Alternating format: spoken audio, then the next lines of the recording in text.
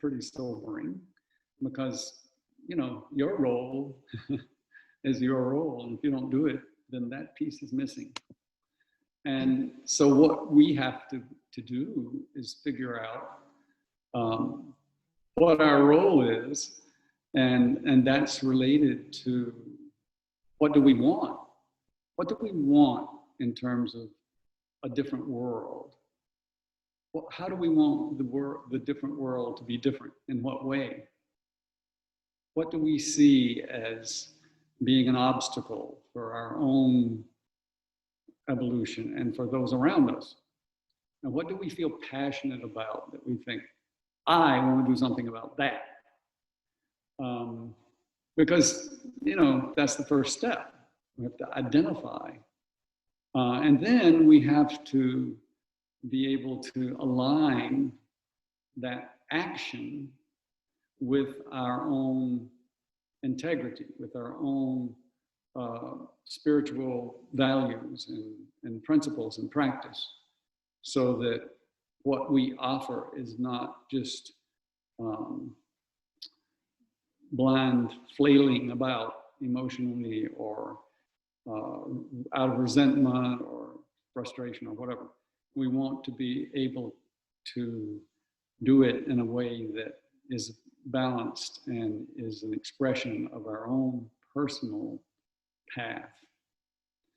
So, so yeah, I want to ask us to focus on that and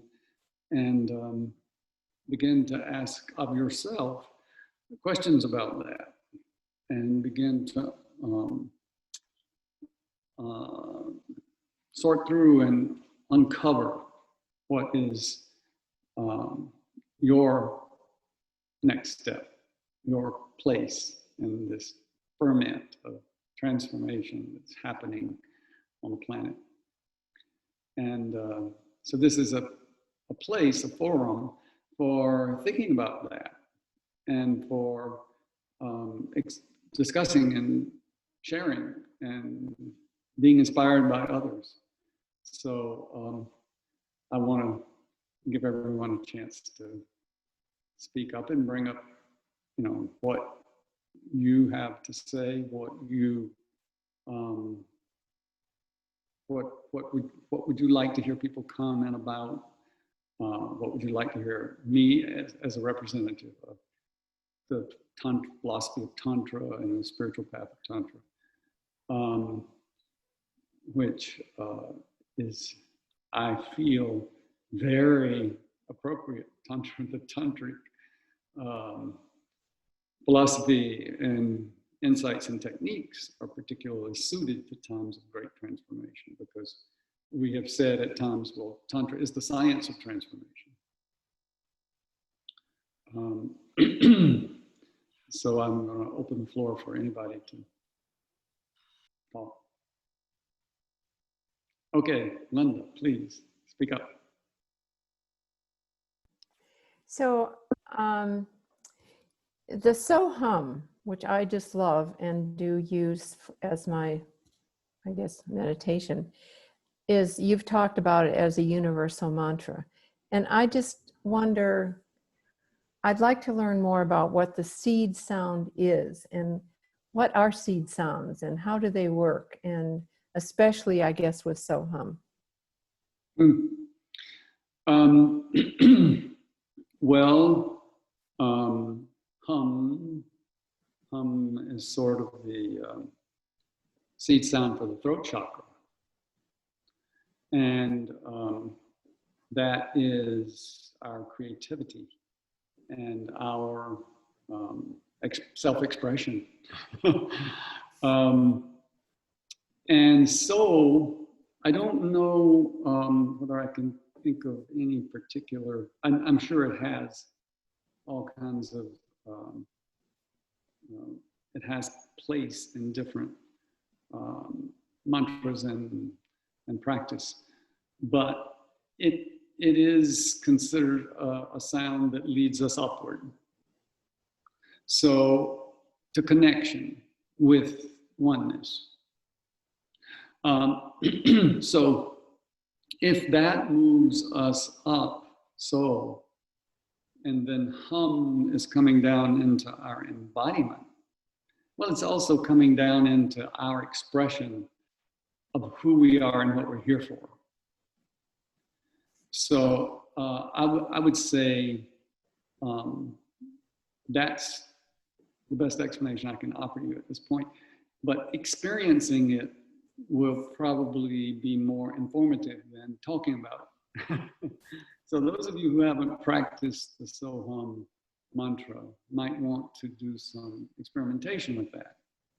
And it's basically inhaling upward, following up the spine with your attention as you inhale, and using the sound on inhalation of so, and the sort of movement of your attention upward to the crown of the head and on up a bit if that feels comfortable. So it's reaching up toward connection with oneness is how you might think about it. And then hum is on exhalation. And as you exhale, you let the attention go back down the spine to the lower tip of the spine, or even through the lower tip of the spine on into the earth. Because hum is like related to our words human, and our words like the incarnated individual being, as much as we are individual, because we're actually not that individual. The expression of that, the experience of that coming down into our incarnation, like being in the flesh on the surface of the earth, which means being installed in our place to do the thing that we came to do. So if you are reaching upward with connection to oneness, and then you move down into your expression, well, that's really a good way to move into offering the world what you're here to offer, because then it comes not just from you, but through you, from the source, which means from the place of integration, so that what you offer is really not just what you came to offer, but it's also coordinated already with what everyone else is offering. Because that's where the coordination exists, in that oneness, which is which is the goal of all spiritual traditions, really, is to be to dwell in the oneness rather than in the separateness. But we do have a separateness that needs to be coordinated with that oneness, so that everything functions together harmoniously and expresses and moves us forward the way that we're meant to be moving into a new way of being on the planet, which is really, really needed at this point, desperately needed. So we all have, all those of you that I see on the screen, that I know, and that's most of you, are prepared. You know, we have all this training and all these years of practice and all, and so we just need to, okay, get with it, you know, come on, do it now. But do it from the source, so that you don't do something that is at odds with what you want to accomplish, or you don't want to do something that's just clashing with other people and fighting over what do we do next, but rather can be collaborative and therefore productive. I just read a great article about Joe Biden, and I was not very enthusiastic about, and from the New Yorker, which just arrived a day or two ago. And, you know, in his speech, his recent speech in New Mexico, Trump, was it New Mexico or Arizona or somewhere? Trump you spoke Biden's name in a negative way. 100 and No, that was in his. oh, it was in his acceptance speech at the Republican convention. He was in his acceptance speech. He mentioned Biden by name to berate him 150 times in his talk. That's a lot of times. And Biden gave an address at the Democratic convention, and he never mentioned Trump once. So that's a good example of not putting the energy into fighting over things, but rather he was fiercely, Biden was fiercely criticized by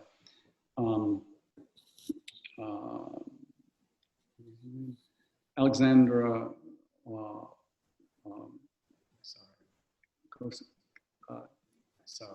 Ocasio-Cortez, one of the brash, wonderful young women who's now in the House of Representatives, for his, I think it was for his policies on energy.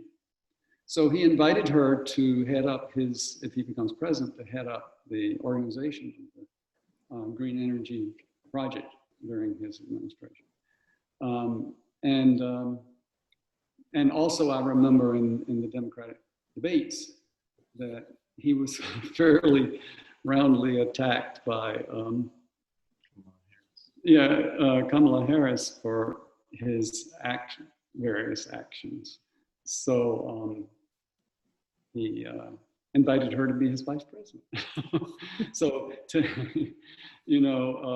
I think these are heartening examples of, okay, let's just work together on this. Let's don't fight. We got a lot to do, and everybody who has passion about something, come on, then here, you do that. So yeah, we want it to be, we want all these efforts to come together and be maximally effective. And there's a lot to do. There's so much to do. I remember one of my friends in New York was, when I was living in New York, we had a guest over, and he said to this woman, well, I think you're a healer. And she said, I heard you say that to someone else. How many healers do we need? And he said, oh, we need millions, billions of healers. Everybody's going to have to be a healer. And that's true, so yeah. I mean, so is that a kind of bringing Soham a little bit more into clarity? Yeah, great. Perfect, thank you. You're welcome. Yeah, who else?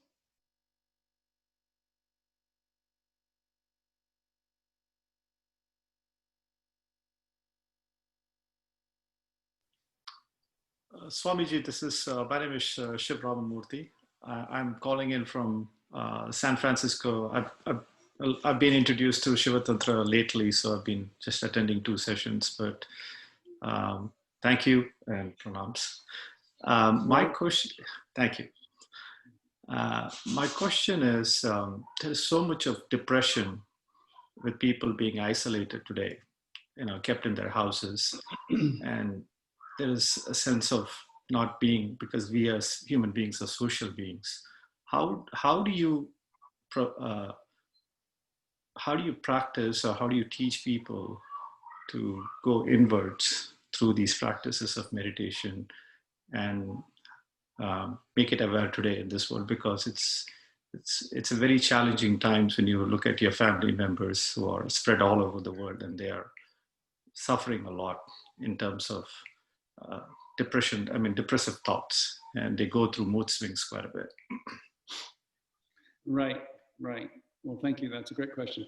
I would be really curious to know, and I doubt that data is available at the moment, but how many people what is the percentage of people who are depressed from the isolation of the pandemic?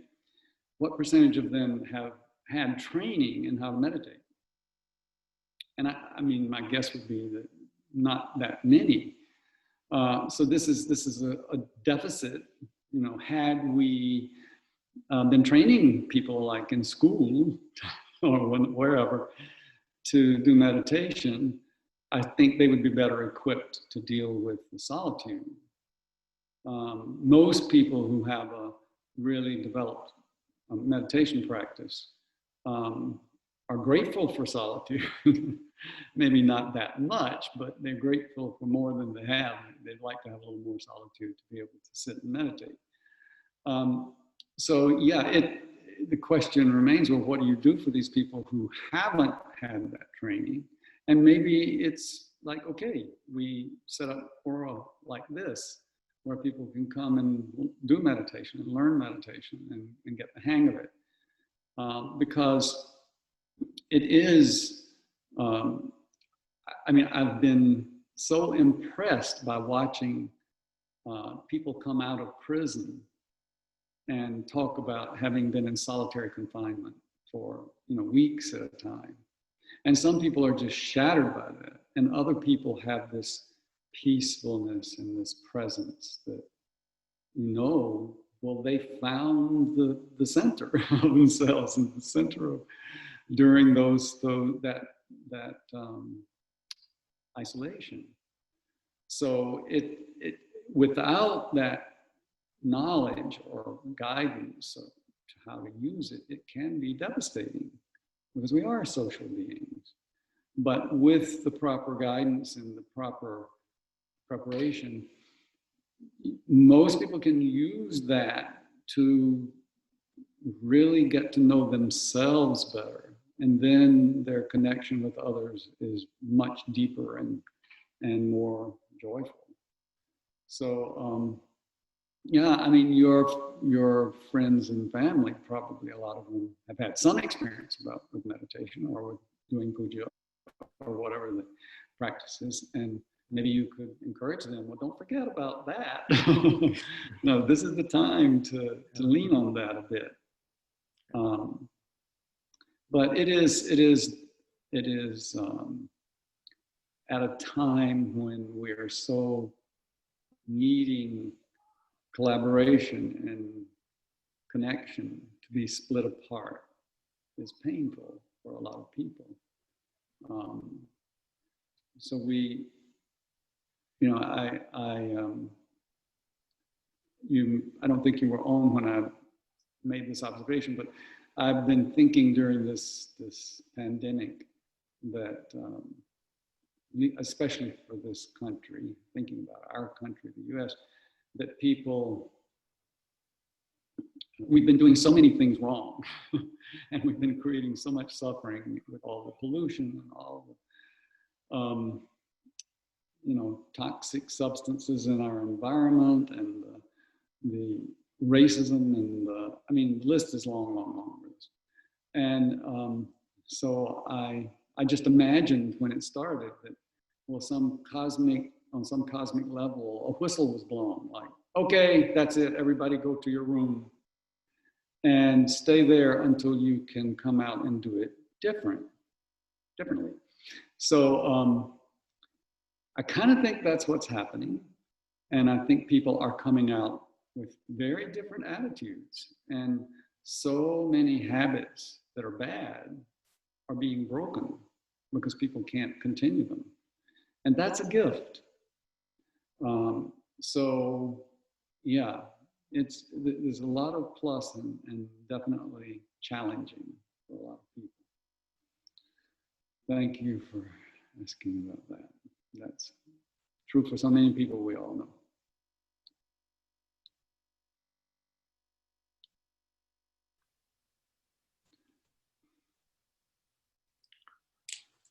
Thank you.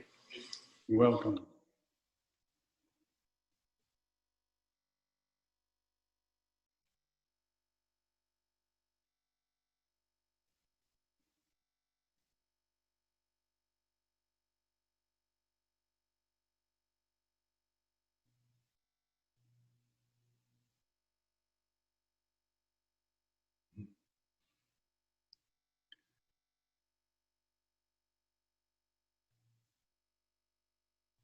you're welcome to speak whatever is in your mind or on your mind.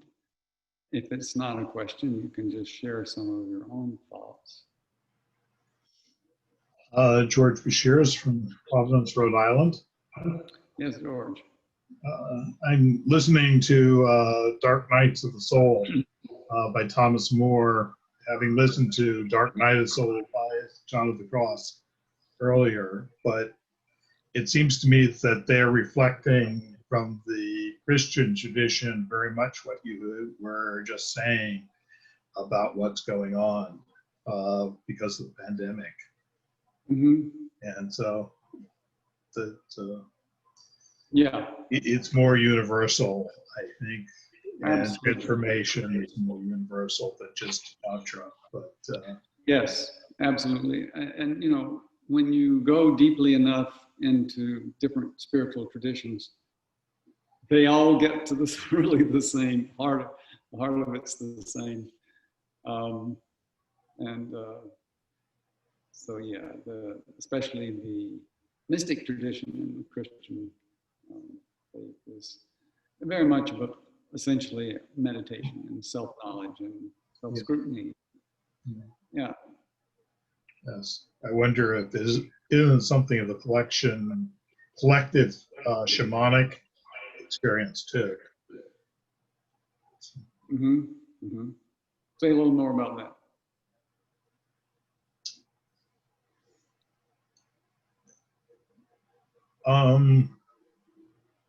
In that it's going through an experience some kind of ritual or fasting, being alone in the wilderness for several days, as a way of doing a spiritual metamorphosis, maybe. But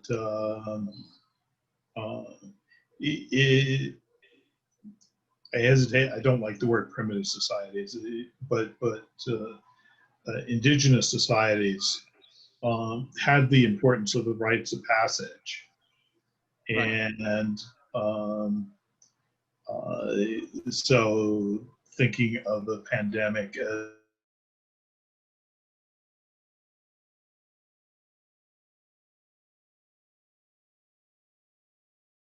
maybe I'm finding it useful for myself to be able to step back and not be quite so enmeshed in it as part of perhaps my own rite of passage in the middle of it. Right. That's fascinating. I agree that is kind of the heart of the matter. That it's like a vision quest or a retreat, but kind of imposed, and maybe that's because we haven't done it enough on our own. So it's like, okay, now you're gonna do it. So just stop and do it. And it is kind of it does induce or contribute to transformation in a powerful way. And I think when people can sort of hear that or appreciate that, or it can make it much more bearable, you know, much more. Even if you're having trouble doing that, it's still a different feeling. Okay, this is something that is there for me to help me, instead of, oh, what a tragedy, and this is all crazy, and why did this happen to us, and we're all going to die, and you know, and moving into fear and resentment and victimhood, which isn't really going to get you very far. But if you're alone long enough, there's a chance you can move beyond that, go deeper, and finally say, well, this is not helping me. I mean, I can blame all these people, I can blame all of this, but that's not helping. So what else could I do? I could try just maybe closing my eyes and seeing what happens when I go deeper and deeper inside myself. Maybe I'll try that. Now, thank you, George. That's great. Thank you.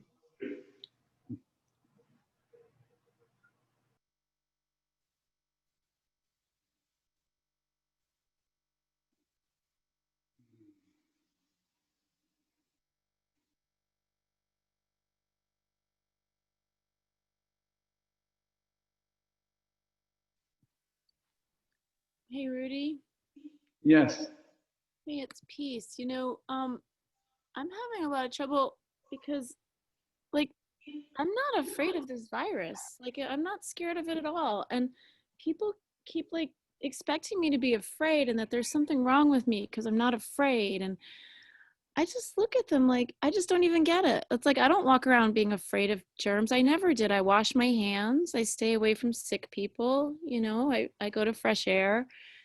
And I just people keep trying to show me like some information in the news, and then I'll see something else, and I just can't buy it.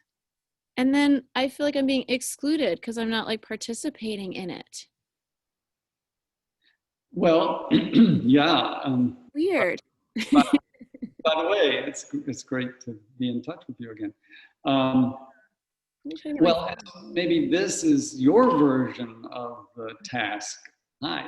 Your version of the task is to not let the opinion of those around you influence you, and say, okay, I'm not afraid, they're afraid. But how can I use this experience? And how can I take advantage of the solitude and the separateness and so forth? Other people want to isolate. I don't feel I need to isolate, but that's what's happening. So I will take this quietness and separateness and use it for my own practice and my own inner work. And then let them have the attitude they have, and you have yours. Yeah. Yeah, I mean, it's just hard. Like, you want to go to the grocery store or something, and people are expecting me to like get really into it, and I'm just, part of me feels like I should just play along with it, and another part feels like I'm just really, like I'm playing along with something dangerous. Like part of me is like, I don't feel like it's good for people to buy into it, so I kind of don't feel good about participating in it. I feel worried about like people being so afraid. Yeah, and fear is not the answer. I mean, that's not helpful. Some people may adjudge that, okay, I need to do this to protect myself and others, and that's their opinion, and that's fine. So we have to respect what other people are going through. And some people going through fear is part of finding themselves, and some people have facts that they're aware of that lead them to think that this is a necessary thing to do. And we should respect that, because, who knows? We all have our own ideas and our own information and our own way of putting it together, but we can't say, well, mine is right and they're wrong. So this is an exercise in being respectful of differences. Like, okay, they see it that way, so I don't want to attack what they're doing, and I don't want to belittle what they're doing, but I want to do what I think is right for me, and just, okay, do what you think is right. Oh, but okay. No, I want to like go up to signs that say your mask keeps me safe, and I want to like write over it and say your fear keeps you separate. I want to like like I'm getting like urges. But that probably isn't going to help. Really? No. Huh.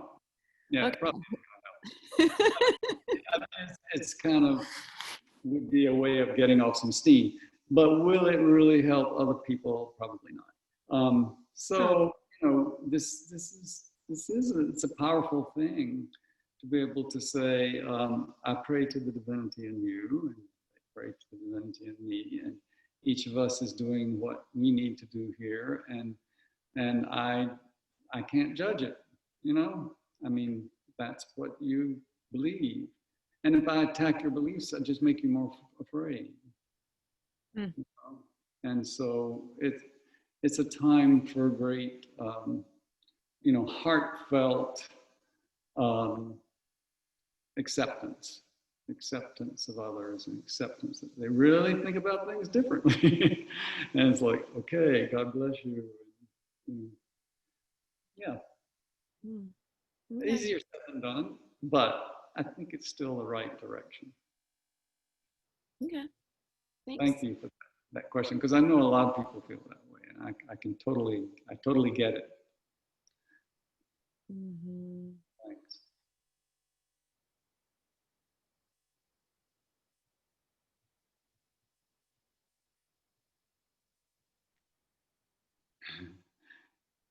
David, you're smiling. You must have. Oh, just my tendency to smile, because it's just I guess just making sure I'm not kind of like jumping in there, like, because it's a very interesting format to just say your name and make sure I'm not like interrupting anybody or anything. My question, or what was inspired, what came from within after listening to Peace speaking. It's more on a personal level, but it also, I believe this also will be important for a lot of people on a collective. So that's why I'm sharing.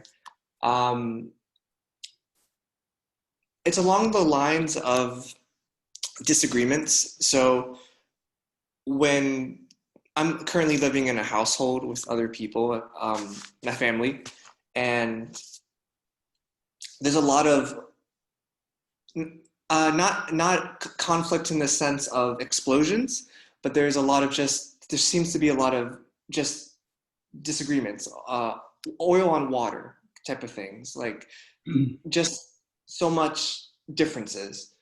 And my question is, because I'm wanting to come from a heart-centered place, and I'm wanting to connect with my family, and I'm not sure how to phrase it, but it seems like, I'm wanting to be on this level. I want to go deeper, and I can get more concrete if you need me to. I'm kind of feeling out how to say this question.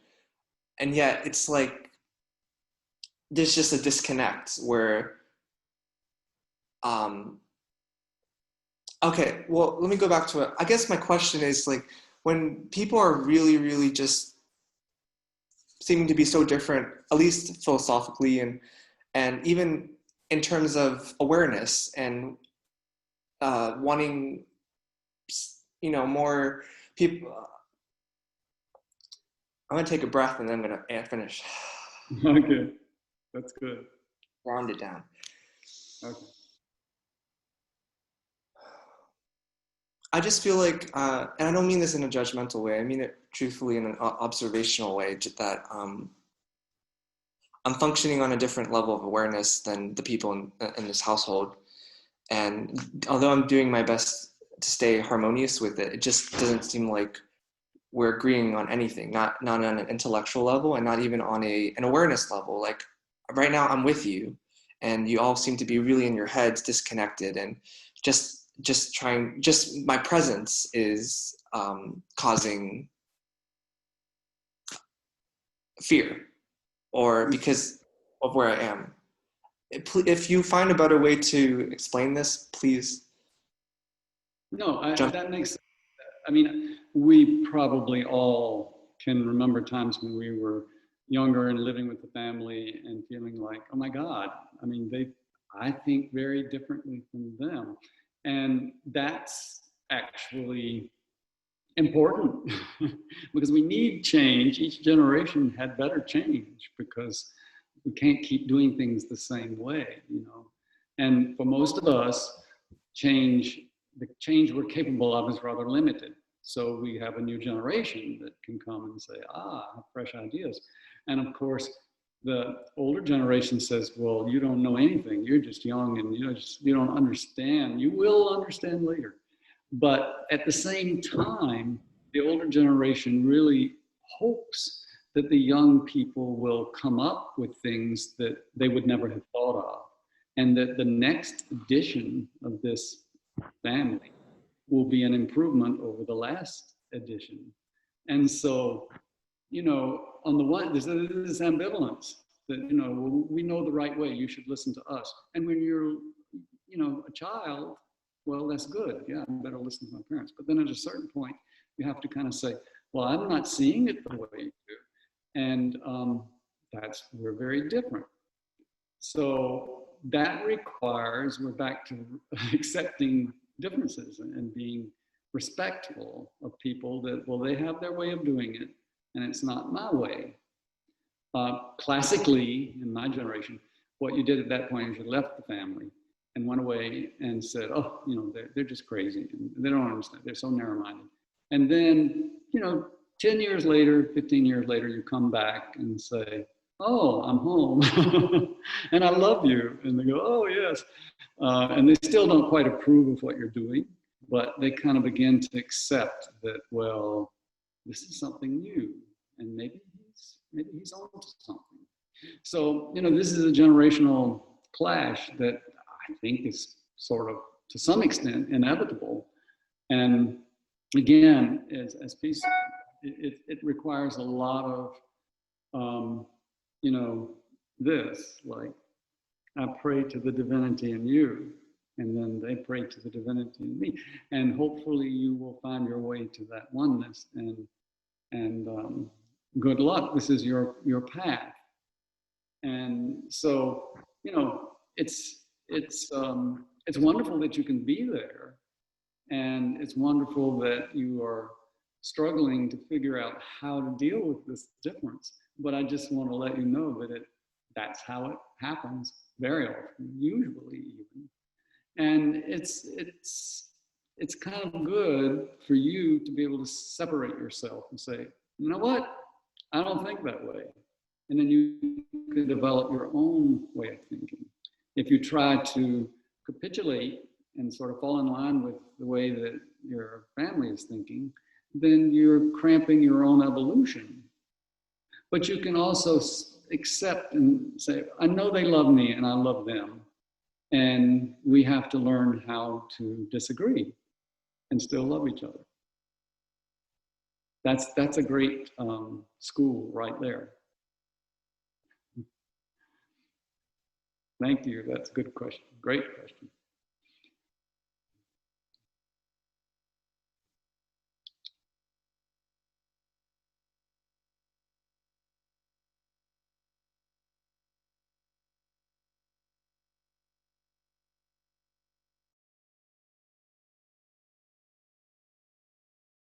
One more, and it's on an energy level.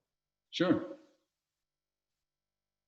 So thank you for your response. It helped me clarify, to be a little bit more specific. So I'm in terms of lifestyle changes, lifestyle differences, I spend a lot of time out in nature and in silence. And I've also, I believe at least that I have my Kundalini awakened. Actually, I do know it's awakened for other things.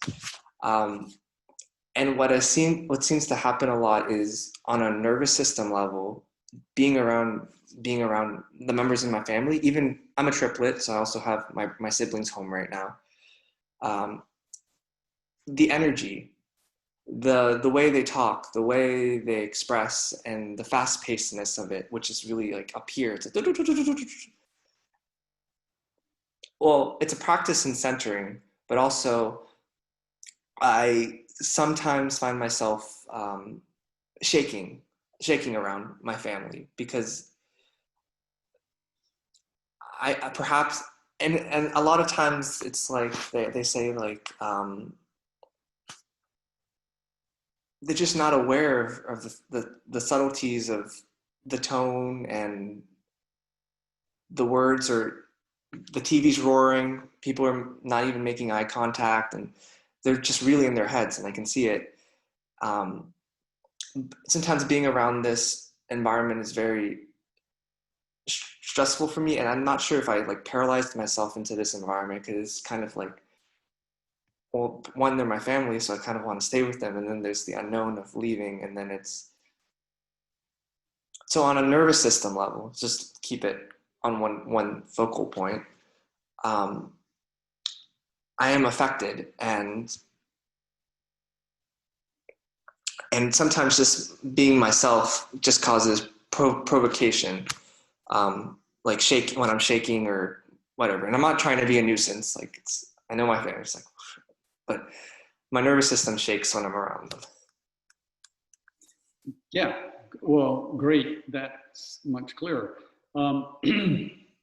Well, I would suggest that you focus on working with breath, because our breathing process is so closely connected to the nervous system. And so what I'm suggesting is that if you can tune in to what happens when I'm feeling that pressure from the people around me, what happens to my breath? How does it change?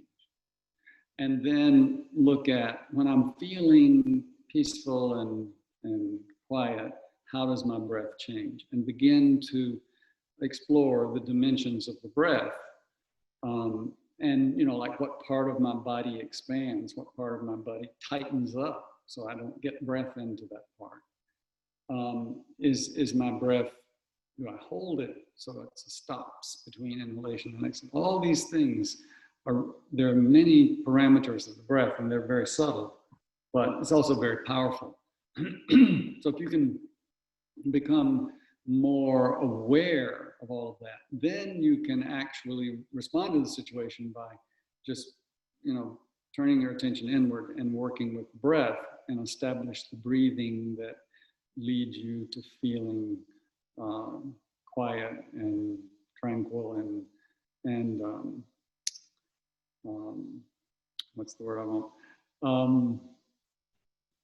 Serene. Serene, that's the one. So, and breath is so closely related to all of that. So that's an interesting thing. And in terms of Kundalini and energy moving, breath is key. Okay? Yes, I may reach out to you in the future. I appreciate your wisdom on that. Sure. And there's a book I co-authored called Science of Breath, which could be helpful. Thank you. Good. Thank you for your question. How are we doing? What time is it? Another question or two. Well, we have time for another question or two.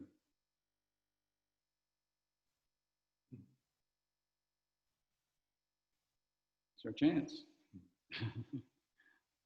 No.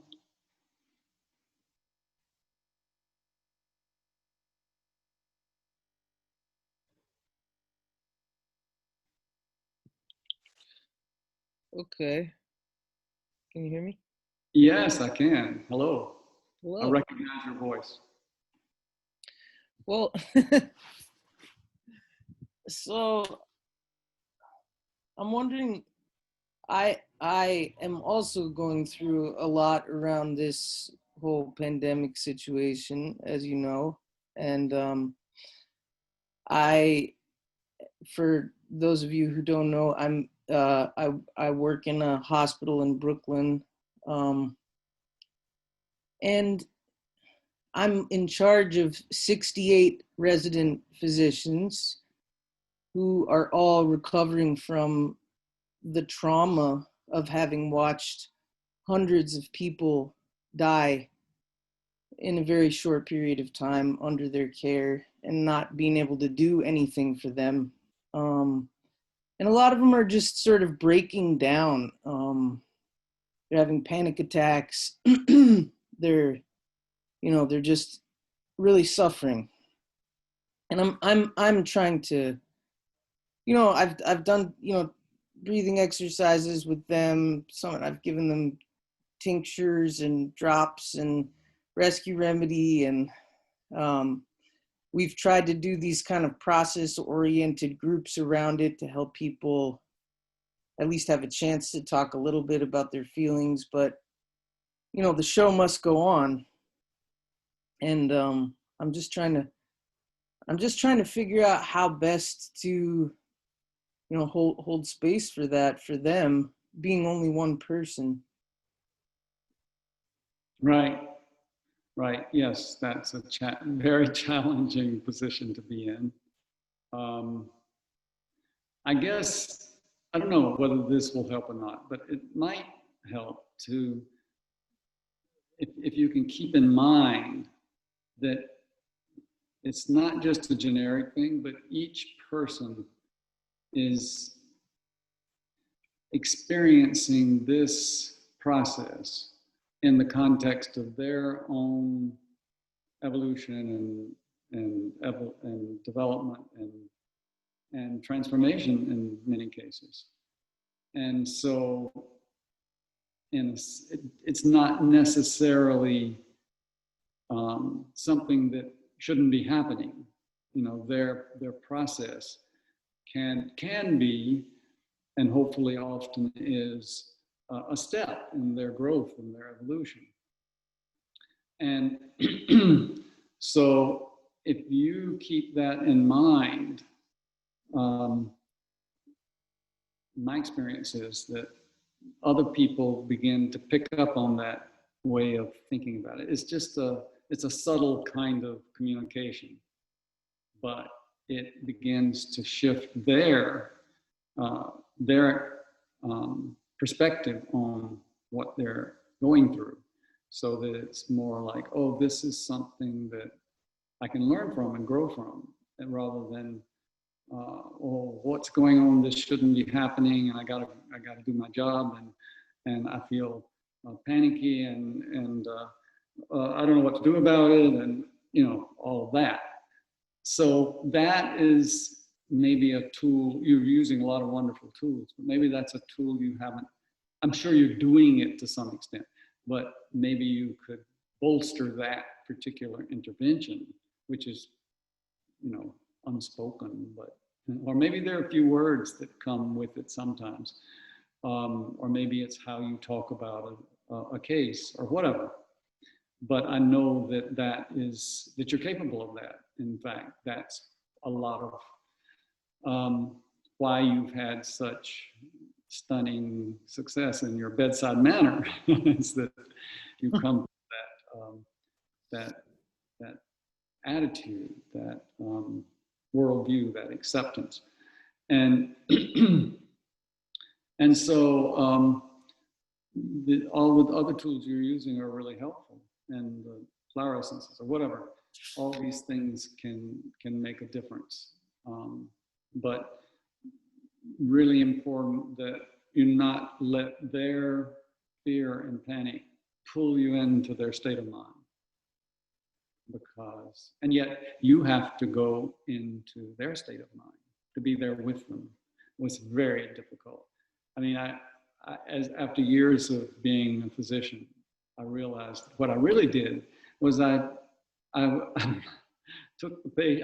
at the patient and I said silently to myself, I said, okay, take me with you into your world. And their world was a world of suffering. And I went there with them. And then I was like, okay, again, this was not spoken, but yeah, this doesn't feel good in here. But I think there's a way to walk out of here. Take my hand and let's walk out. And then when you get out of here, you can come back if you want to, but you know there's a way to get out of it. And they would respond to that. And so I had a person coming to learn from me who was observing. And every time they would get to that point in the interaction, he would fall asleep. And I realized he doesn't want to go in there with them. Well, that's okay. It's not an easy thing to do, just to go into that world of suffering with a patient or with someone that you care for, you're caring for, you care for them.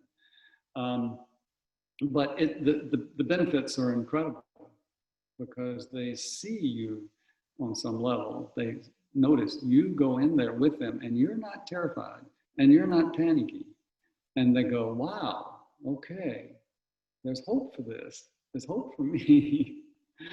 So that's a dimension that's not really mentioned often, but I think it's very important in this kind of situation. Thanks. Thank you for that question.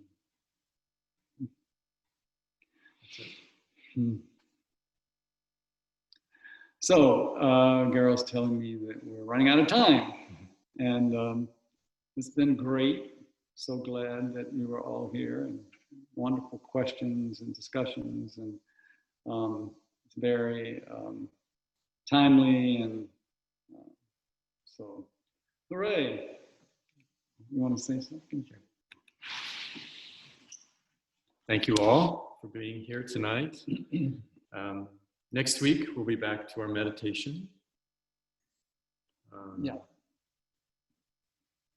So we can unmute ourselves and just say thank you and goodbye. Until next week. Thank you. Thank you. Thank you. Good night. Good to see you all. Good night, everyone. Thank you. Good night. Good night. Good night, everyone. Thank you. Come back. Thanks, everyone. Good night. Good night.